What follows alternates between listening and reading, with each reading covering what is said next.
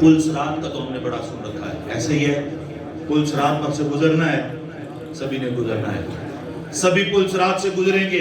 जब पुल सिरात से गुजरेंगे तो क्या होगा? अल्लाह इरशाद फरमाता है, वइन्ना मिनकुम इल्ला वारिदुहा काना अला रब्बिका हत्मन मक़दिया।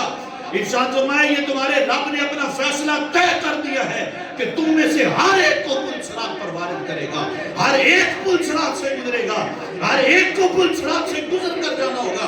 इरशाद फरमाया, फिर क्या होगा? फिर सुम्मा नुनज्जिल लज़ीना तक़ौ।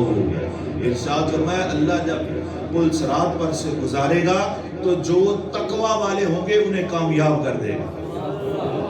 ये वही लोग होंगे जनाब रिसालत मौला सल्लल्लाहु अलैहि वसल्लम ने इरशाद फरमाया, वो बाल से ज्यादा बारीक होगी, तलवार से ज्यादा तेज होगी, लोग उस पर से गुजरेंगे, हर एक को उसमें से गुजरना पड़ेगा। लेकिन इरशाद फरमाया, कोई तो उड़ते हुए जाएंगे वहां से।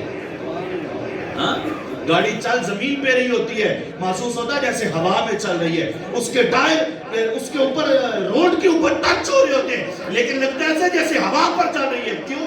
उसकी स्पीड इतनी होती है। तो गोया पुल सिरात में से जब हम गुजरेंगे, इस स्पीड से गुजरेंगे, ऐसे लगेगा जैसे हवाओं में उड़ते हुए जा रहे हैं। और फिर हवाओं से उड़ते, गाड़ी तेज होती है, वही चलती है जिसकी फिटनेस ज्यादा अच्छी होती है। जिस बेचारी के टायर खुलने का डर हो, वो 40-30 से ऊपर नहीं बंदा लेके जाता, कहीं टायर ना खुल जाए, कहीं इंजन ना खुल जाए। गाड़ी अच्छी हो तो बंदा स्पीड भी लेता है।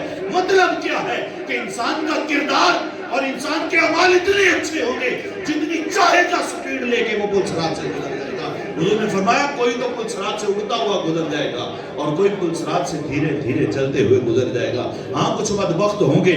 आया मुक़द्दस में अल्लाह जल्ल शान ने इरशाद फरमाया, वनज़रु ज़ालिमीन फ़ीहा जसिया।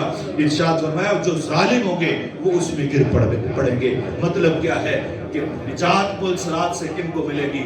मुत्तकीन और परहेजगारों को मिलेगी।